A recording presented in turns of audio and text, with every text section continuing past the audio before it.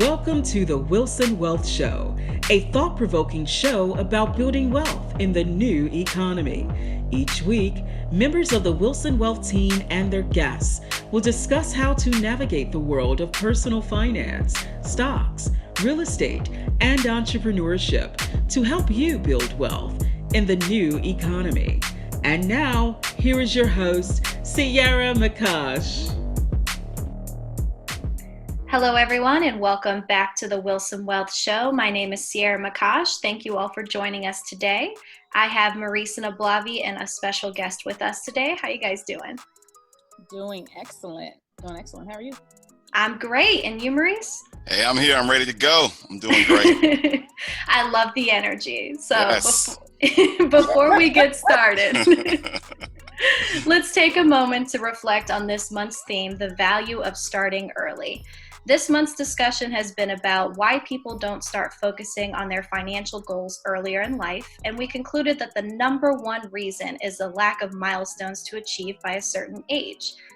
Two things that are critical to success in life, according to Ablavi, are credit and insurance, and these are what Maurice calls the wealth-building tools. Maurice, can you explain what these tools are and why are they so important? Definitely. Thank you, Ciera. And these are critical to success in life, as Ablavi likes to say.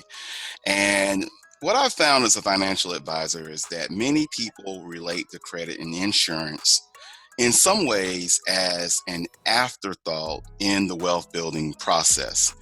But in reality, these are critical tools that should be addressed in the beginning of our wealth building journey. So let's start with credit. Credit gives us the ability to borrow money to buy big ticket assets, such as a home and a car, before we have the money to buy them outright. If you couldn't borrow money for a house and instead had to save $100,000, $200,000, $300,000 or more before you could purchase a house, your ability to build wealth in your own lifetime would nearly evaporate. You're not wrong. I second that. Definitely. Yeah, that's an excellent point. You don't think about that, but credit is extremely important. Mm-hmm. So let's talk about insurance then. Why is insurance important for wealth building? Yeah, no less important are life and disability insurance, which allow you to protect your families and your income while you are building wealth. With insurance, I like to use the arena of sports to drive home the importance of life and disability insurance when you're building wealth. Sports fans are familiar with guaranteed contracts for NBA and Major League Baseball players versus the mostly non-guaranteed contracts for NFL players. Now, when given a choice between a guaranteed contract or a non-guaranteed contract, I think it's pretty safe to say that everybody would want a guaranteed contract. But in the game of life, we all have non-guaranteed contracts when it comes to how long we have to build wealth. And this year, figures such as Chadwick Boseman and Kobe Bryant come to mind. Now, here are two spectacular individuals who died in their early 40s, just as they were beginning to enter the prime years and prime earning years of their life. Now, we like to assume that they had earned and accumulated enough wealth to support and protect their families, but we can't know for sure. We also don't know if we'll be sitting here doing this podcast next year, and neither does anyone in the audience know for certain that he or she will be around next year.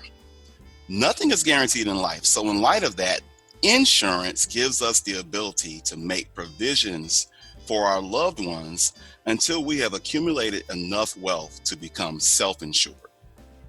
Absolutely. I see why insurance and credit are important wealth building tools. 100%. Get insurance and credit, start credit building as young as possible. 100%. Definitely. But can you explain to us why it's important to buy insurance when you're young and build credit early? MONEY. The less you spend, the more you have to build wealth. And the longer you have bad credit and no insurance, the more money it costs to secure these wealth building tools. Let's just take a look at life insurance. A 30-year $1 million policy for a 35-year-old costs about $150 a month. Now, that's not the cheapest policy you can have, but not bad. However, that same policy, if you waited 10 years to buy it at age 45, would cost you $325 a month. That's an additional $2,100 a year that isn't going towards wealth building. Over 30 years, that's a loss of $63,000. That's enough to pay for 1 year of college or a small down payment on an investment property. Now, it gets worse with credit, but I'm going to let Ablavi, who's got real world experience with credit and mortgages, drive this point home. Well, I see it every day in my real estate business with people who really want a home because the cost of renting is equivalent to purchasing in a lot of cases. But because their credit is ruined, they find themselves unable to do so. For instance, I've been working with this really nice couple over 2 years now, husband and wife, and they have one child. They're really hard workers, but even though they have a 2-income household, they are still considerably below that $100,000 threshold. And as much as they want to take care of issues on their credit, they just can't afford to do so because they found themselves in a situation where they have to decide, do I take care of the things we need on a day-to-day basis, or do I take care of the issues on my credit report? And of course, the day-to-day wins every time. And unfortunately, there are just tons of people who are in that situation. So it makes it really difficult. Mm-hmm, mm-hmm. Oh yeah, a lot of people are in that situation, unfortunately. Exactly. Particularly now with everything going on with the pandemic, you have a huge chunk of the population that, they're wondering what they're going to do on a month-to-month basis, even more so than they were before. So it's a very interesting time that we live in. Yeah, absolutely. Absolutely. Well, now that we're getting into credit, let me go ahead and introduce our guest today, Nykea Gray. Nykea Gray is a financial account manager at Bank of America. She's been in the banking industry for 6 whole years now, working as a credit card and fraud specialist. She studied business and has a degree in organizational leadership at the University of Atlanta. She's a mother to 2 children attending college at universities in Georgia and starting to teach her children about the importance of credit beginning at the age of 12. Nykea, how are you doing today? I'm doing well. Thank you so much for having me. Absolutely. It's so wonderful for you to be here. We just have some questions for you. So if you're ready, we can go ahead and jump right into it.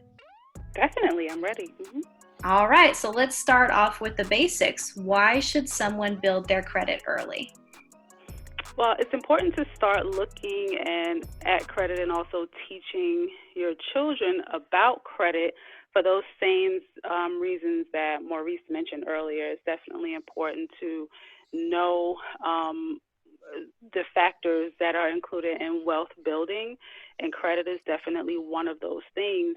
But knowing how to manage and maintain credit at an early age is only going to set your child or yourself up for success later on down the line when you have reached the point where you're ready to take those next steps and achieve those next goals in life, which are, for most of us, home buying and, car buying and property building and things like that.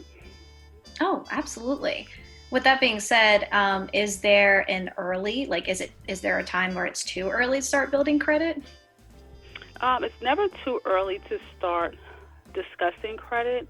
Most of us know that applying for credit cards, you reach your threshold at 18. You can go ahead and start submitting applications for credit cards, but most of us parents are not aware that you can actually start to help your child build their credit at an early age, as early as 12 years old. Most credit card companies actually don't have a age limit on adding your child to an account as an authorized user.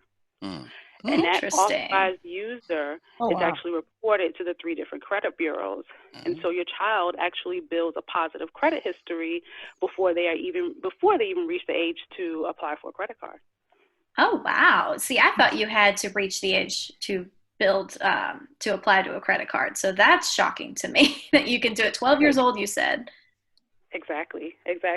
And when you add a child as an authorized user, it reports as a new account on your child's credit report, and the account history and details will have an impact on their credit report. So that goes for both positive and negative history. So if you are going to add your child as an authorized user on the account, it's better to add them on an account where you have really good history, very positive, payment history, where you have, a lower utilization, because it's only going to look better as time goes on and that history is reported on their credit as well. Interesting. I never thought of it going either way. Like, it can be a very positive or a very negative thing, and I didn't really think about that. Absolutely. Can I ask a question? So you're saying this isn't me I'm talking about, but I can put my child on my good credit card, and it's just that credit card that will start to build their credit. They won't look at my other credit cards. Am I understanding correctly? Yes. If you are a responsible credit card user with strong payment history and low credit utilization rate, it will help your child's credit score. So you just simply call your credit card companies and mention that you want to add another individual as an authorized user to the account. They'll gather some information. As far as the authorized user, you may or may not have to provide a social security number.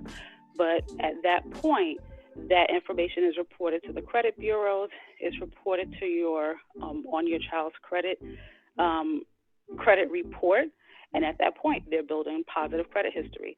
And another cool thing is, if you've had that card, say for the last 15 years, positive credit history for the last 15 years, that history goes back on their report from the date that you open the account. Wow. So it'll appear as if that child has had 15 years of credit history, and they may only be 12 years old. Oh, yeah. That is insane. I like that. Yeah, you're dropping real knowledge, Miss Nykea Gray. So just so that we have this part clear, can you explain again how you would add a child to a credit card account, just so everyone knows? Yes. So you contact your credit card company. Well, first you want to analyze your credit cards and see which one would be the best fit, because you want to add the child to the account that has the best credit history. A really good line of credit is also going to be a positive. And once you determine which one is the better option, then you just contact your credit card company and notify them that you want to add another individual as an authorized user to the account. If you have older teens, you may want to give them the card and set a limit. I know American Express will allow you to set a limit on the amount that you will allow an authorized user to spend. Mm-hmm. And so that kind of gives them the ability to learn positive spending patterns. And from there, once you've added them, it usually takes roughly 30 days for that information to start appearing on their credit report. And then you just kind of monitor and maintain and make sure that that account information is being reported correctly. But from there, it's pretty much a very simple process. You can even do it online, actually. If you use like mobile banking apps or online banking with your credit card companies, they make it extremely simple. You can just go in and add an authorized user. Wow. I love that, especially with the pandemic. Very nice. All online. Definitely. Absolutely. That is really awesome, though. I mean, this is stuff that, I kind of knew about some of this. So I know personally, my mom did this for me when I was about 16 years old. She opened up a credit card in my name, and she never gave it to me. She held on to it, and it was kind of like the grocery card. And she would go and buy like that week's groceries, and then she'd pay it off at the end of the month, and she built credit up for me. So by the time I even knew what credit was, I was all set. So I am very, very lucky that she did that for me. Yes. And I feel like that's something that's not like super mainstream. Like, people don't really know about that. People should definitely do that. A lot of people aren't aware, and it has like huge benefits. I did the same thing for my daughter when she was 14. I went ahead and added her onto one of my credit cards. At 19, she recently purchased a car, and because of her already showing positive credit history, she had a really low interest rate on her car purchase. She was same for me. Mm-hmm. Same for me. It's extremely helpful. Honestly, I would not be as far as I am in life with my big purchases if it weren't for my mom doing that. So if anybody gets anything out of this podcast, please do that for your children. As it really, like you said, you don't even have to get a credit card out in their name like my mom did. You can just add them to your best credit card, and then you just don't have to worry about another payment, which is awesome. And what I like about this is, Ablavi and I talk a lot, and people who you see them in the grocery store with a three ring binder of coupons, right? And they're saving money, but I'm not a coupon clipper, not because I'm better than these people. I believe in like making material cost cuts and not worrying about transactional costs. And so, because most of the stuff I want from the grocery store, they don't have a coupon for.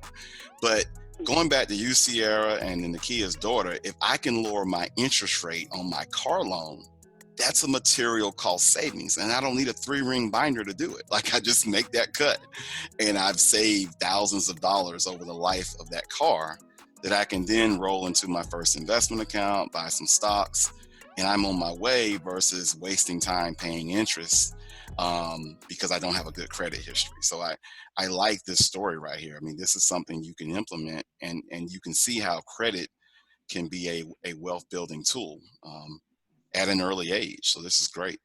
Oh yeah, I would even argue the most important wealth building tool. Yeah. And I think Nykea will agree with that. I absolutely do. I mean, it is real money out of pocket. So, and it follows you around. So that's definitely, this is something we need to revisit in the generational wealth series at the end of the year. I think this is something that audiences need to hear repeatedly, definitely. Now, we're hearing all about the positives. Like, are there any negatives to this that you can think of? Just so we can warn the audience. Well, one negative that I can think of is if credit on especially specific credit card, an individual becomes irresponsible with that card. Oh, absolutely. And they begin to their utilization increases, or late payments, and those negative things that are being reported to the credit bureaus. Keep in mind that they will also be reported to the authorized users credit report as well. So if you feel that you may find yourself in a tough situation, especially with 2020 and the challenges that a lot of people have been dealing with, we've had to make decisions on, are we going to feed our family? Are we going to pay this credit card bill? A lot of individuals are out of work and people are suffering right now. So if you find that your credit on a particular card may take a hit, then it's better to remove the authorized user. Oh, yeah. Because once the authorized, hurt that person. I'm sorry. Absolutely, no, you're absolutely right. It'll hurt more than it'll help to have that person on the account. Right. Yeah, that's what I was afraid of. That's the first thing I thought of. And I was like, wait a minute. There's got to be another side to this. This sounds too good. But I mean, that's completely true. And I feel like people probably see a lot of this when it comes to, children. Like, there are children who are maybe a little bit more inexperienced with this kind of stuff. And that's why, teaching your children about credit is also very important, I suppose. Correct? Absolutely. Love that. Well, thank you so much for answering all our questions, Nykea. We really appreciate you. Thank you so much for coming on. You're welcome. Thank you very much for having me. I certainly appreciate you allowing me to share this knowledge that I have and get it out there to the public. Oh, absolutely. I mean, it's extremely helpful knowledge. This is stuff everybody should know. So you're the rock star here. We appreciate you. Definitely. Glad you were able to come on. And I've definitely learned something. And so I think we got to update the family that does things together. I think we got to add credit in there somewhere. Oh, yeah. That's a new saying, because this is something I did not know. And so thank you for sharing it with us. Oh, yeah, absolutely. Absolutely. Yeah, we really appreciate your time, Nykea. Thank you. Thank you guys for having me. This is awesome. I wish you guys the best. I know that this is going to take off and go extremely far, and I'll be letting everyone know, like, hey, if you guys want to know about building wealth and generational wealth and just how to go to the next level financially, this is the place to check it out. I like that. Oh, thank you so much. I'm going to use that in some commercials. We'll take it. With all of that being said, so for any highlights of today's conversation, please be sure to follow us on Instagram at Wilson Wealth, Twitter.com/Wilson Wealth, and Facebook.com/Wilson Wealth. Thank you all again for listening, and please visit us at www.wilsonwealth.com for more information about us and the company. We'll see you guys next week on the Wilson Wealth Show. Bye-bye now. Bye. Thank you for listening to the Wilson Wealth Show, a thought-provoking show about building wealth in the new economy. Each week, members of the Wilson Wealth team and their guests will discuss how to navigate the world of stocks, real estate, and entrepreneurship to help you build wealth in the new economy. Please join us next time on the Wilson Wealth Show.